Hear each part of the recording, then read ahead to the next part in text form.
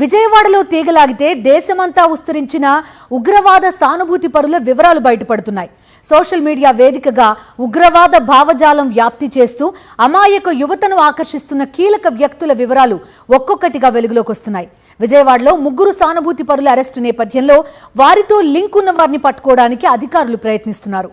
యువతలో ఉగ్రవాద భావజాలాన్ని పెంపొందించడం, వారిని జిహాద్ కోసం సన్నద్ధం చేయడమే లక్ష్యంగా సోషల్ మీడియా కేంద్రంగా పనిచేస్తున్న టెర్రర్ నెట్వర్క్ ని కౌంటర్ ఇంటెలిజెన్సీ అధికారులు ఛేదించారు. పక్కా సమాచారంతో విజయవాడకు చెందిన యువకులు మహమ్మద్ రహమతుల్లా షరీఫ్, మిర్జా సుహైల్ బేగ్, మహమ్మద్ దానిష్లను 2 రోజుల క్రితం అదుపులోకి తీసుకున్నారు. ఈ 3 ఉగ్రవాద సానుభూతి పరులు అల్ మాలిక్ ఇస్లామిక్ యూత్ పేరిట ఓ గ్రూపు ఏర్పాటు చేసుకున్నారని కౌంటర్ ఇంటెలిజెన్స్ విభాగం గుర్తించింది. విజయవాడలోని వేర్వేరు ప్రాంతాల్లో వీరిని అదుపులోకి తీసుకుని చేస్తున్న విచారణలో అనేక విషయాలు బయటపడుతున్నాయని సమాచారం. ఈ 3 ఉగ్రవాద సానుభూతి పరులు నిషేధిత ఉగ్రవాద సంస్థలైన al Qaeda in Indian subcontinent AQIS తోనూ ప్రసిద్ధ ఉగ్రవాద సంస్థ ICS తో నిరంతరం సంబంధాలు కొనసాగించినట్టు గుర్తించారు. విదేశాల్లోని హ్యాండ్లర్ల ఆదేశాల మేరకు భారత్ పై యుద్ధం చేయడానికి ఏర్పడిన నెట్వర్క్ కోసం వీరు పనిచేస్తున్నట్లు కౌంటర్ ఇంటెలిజెన్సీ నిర్ధారించింది. వీరు 3 ఉగ్రవాద శిక్షణ పొందడానికి మరో నెల రోజుల్లో పాకిస్తాన్ కు వెళ్లేందుకు ఏర్పాట్లు చేసుకున్నారట. విదేశీ హ్యాండ్లర్లైన అల్ హకీం, షుకూర్, రహమతుల్లాతో విజయవాడ యువకులు 3 సామాజిక మాధ్యమాల ద్వారా పరిచయం పెంచుకున్నారని సమాచారం. అతని ఆదేశాలతో AQIS ఉగ్రవాదులతోనూ ICS తో సంబంధాలున్న బెనెక్స్కామ్ వ్యక్తులతో సహా పలువురితో విజయవాడ యువకులు సంబంధాలు పెట్టుకున్నారట.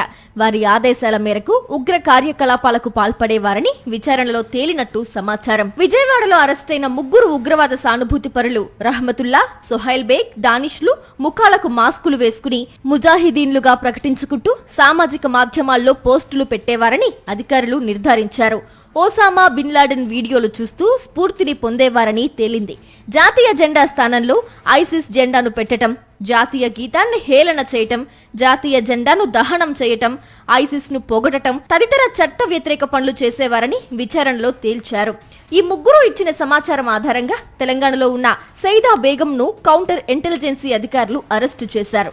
రహమతుల్లా, సుహైల్ బేగ్, దానిష్ ఇచ్చిన సమాచారం ఆధారంతో దేశవ్యాప్తంగా ఢిల్లీ, పశ్చిమ బెంగాల్, మహారాష్ట్ర, కర్ణాటక, బీహార్, తెలంగాణ ప్రాంతాలకు వెళ్లిన అధికారుల బృందాలు ఆయా ప్రాంతాల్లో సోదాలు చేస్తున్నారు. తాజాగా బయటపడ్డ ఈ టెర్రర్ నెట్వర్క్ కు సంబంధించి ఇప్పటికే 13 మందిపై పోలీసులు FIR నమోదు చేశారు.